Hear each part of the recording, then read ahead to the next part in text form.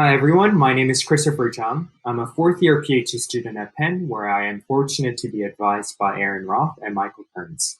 Today I'll be talking about an algorithmic framework for fairness elicitation. This is a joint work with Aaron Roth, Michael Kearns, Stephen Wu, Logan Stapleton, and Seth Neel. In the rest of our time, I'll quickly talk about the motivation for this work, the problem statement, and our results. First, here's the motivation for our work. By now, we have had a lot of fairness definitions, but a lot of these popular fairness definitions may be overly simplistic in that they are simply trying to equalize some statistic of the predictor cross groups. And we even know that a lot of these fairness definitions are not compatible with one another. However, in reality, fairness is a much more nuanced concept. Maybe in our effort to think about fairness in a very principled manner, we might have been too succinct in how we define fairness. Also, we fairness researchers might not have been able to incorporate much needed domain expertise when thinking about fairness.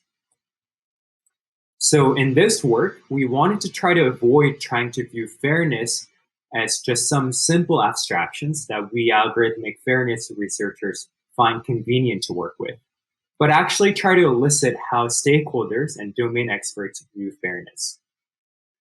However, it's actually not immediate how we may be able to elicit fairness from people, because enunciating one's own conception of fairness exactly may be a very hard task. Nevertheless, it's actually easy for people to identify specific scenarios where fairness or unfairness occurs.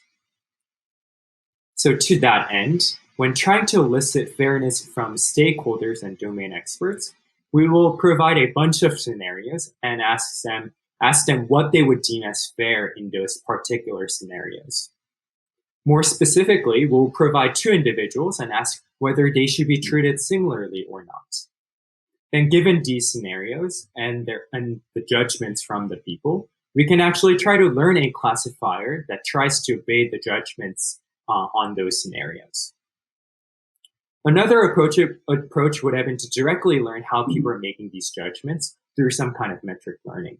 However, that approach requires us to make some structural assumption on how people are making these judgments in order for fairness to generalize to unseen points.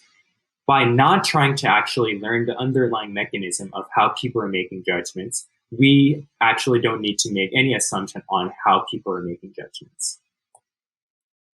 Now, let me try to describe the problem a little bit more formally. We are given a training data set, and to the subjects from whom we want to elicit fairness from, we show a list of random pairs chosen from the training data set and ask whether the pair should be treated similarly. We'll write CU to denote the list of pairs that were deemed similar by subject U.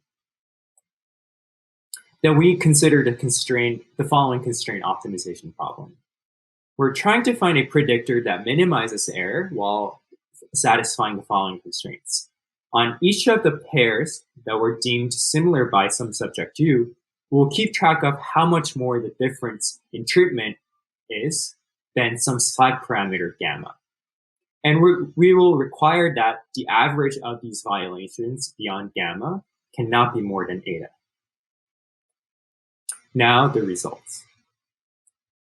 We first show how to solve that constraint empirical risk minimization problem in an oracle efficient manner, using similar technique as the fairness reduction approach paper and the fairness gerrymandering paper.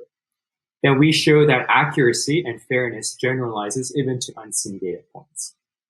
Finally, we show some preliminary findings of a behavioral study of a subjective fairness using human subject fairness constraints elicited on the Compass criminal recidivism datasets. And that's it for today. Thank you everyone for listening up until this point. And if you want to see more details, the full paper can be found on arXiv. Thanks again.